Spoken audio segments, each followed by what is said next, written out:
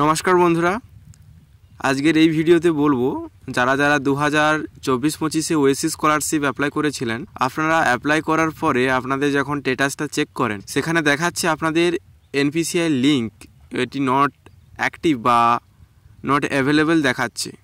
তো এইটা থাকলে কি সমস্যা হতে পারে বা কিভাবে ঠিক করবেন, বা আপনার ব্যাঙ্ক অ্যাকাউন্টের সঙ্গে আধার লিঙ্কটা করানো আছে কি না কিভাবে চেক করবেন, আজকের এই ভিডিওতে বলবো। তো অবশ্যই ভিডিওটিকে লাস্ট পর্যন্ত দেখবেন, অবশ্যই গুরুত্বপূর্ণ হতে চলেছে। তো চলো আমি প্রথমেই আপনাদেরকে বলি যে এই ওয়েসিস স্কলারশিপে এই আধার স্ট্যাটাসটা your Aadhaar is not available in NPCI. তো এই এনপিসিআই লিঙ্কটা বা আপনার যে ব্যাঙ্ক অ্যাকাউন্টের সঙ্গে আধারের যে সেন্ডিংটা, এইটা না থাকলে কি সমস্যা হতে পারে। প্রথমেই আপনাদেরকে বলে দেই যে আগেকার সময় হতো কি, ব্যাঙ্ক অ্যাকাউন্টের মাধ্যমে আপনাদের কিন্তু টাকা পাঠানো হতো। এখন সেই সিস্টেমটা কিন্তু উঠে গেছে।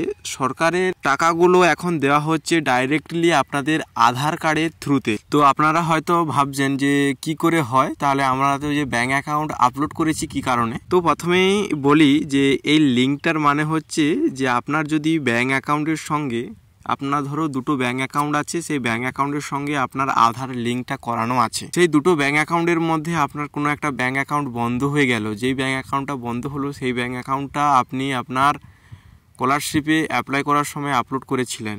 তো আপনার সেই সময় তাহলে কি হবে, আপনার তাহলে তো টাকাটা পাবেন না। তো এই সিস্টেমটা কি করে, আপনার আধার কার্ডের সঙ্গে যে ব্যাঙ্ক অ্যাকাউন্টের সেন্ডিং বা লিঙ্ক করানো আছে ইজিলি, সেই অ্যাকাউন্টে গিয়ে কিন্তু টাকাটা আপনার চলে আসে। আপনি হয়তো ওয়েসিস স্কলারশিপ অ্যাপ্লাই করার সময় যে ব্যাঙ্ক অ্যাকাউন্টটা আপলোড করেছিলেন সেই অ্যাকাউন্টটা কোনো কারণের জন্য হোল্ড হয়ে গেল বা বন্ধ হয়ে গেল, বা কোনো কিছু কারণের জন্য প্রবলেম দেখা দিচ্ছে, অ্যাকাউন্টে লেনদেন হচ্ছে না। সেই সময় এই সিস্টেমটা কি করে না, আপনার আধার কার্ডের সঙ্গে যে আদার্স যে ব্যাঙ্ক অ্যাকাউন্টগুলো আছে তার সাথে যে সেন্ডিং লিঙ্ক আছে, সেই থ্রুতে আপনার কিন্তু টাকাটা আদার্স ব্যাঙ্ক অ্যাকাউন্টে ঢুকছে। তো এই হলো এই এনপিসিআই এর সমস্যা আর এই এনপিসিআই এর কাজ। তো এরপর আমি বলবো যে আপনারা কিভাবে ঠিক করবেন। তো আপনাদের কাছে যে সমস্ত ব্যাঙ্ক অ্যাকাউন্টগুলো আছে, ওই ব্যাঙ্ক অ্যাকাউন্টগুলো নিয়ে আপনাদের যে ব্রাঞ্চ, সে ব্রাঞ্চে গিয়ে আপনারা যোগাযোগ করুন।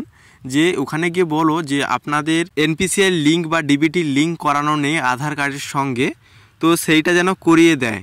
করে দেওয়ার পর দেখবেন 7 দিন বা 14 দিনের মধ্যে আপনাদের কিন্তু এখানে অ্যাক্টিভ দেখাবে। তো এখন বলবো যে আপনারা কিভাবে চেক করবেন যে আপনার লিঙ্কটা আছে কি না।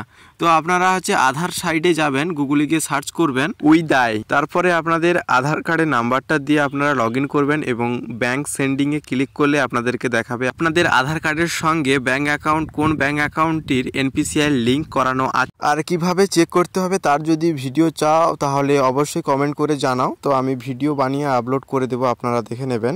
তো দেখা হচ্ছে নেক্সট ভিডিওতে।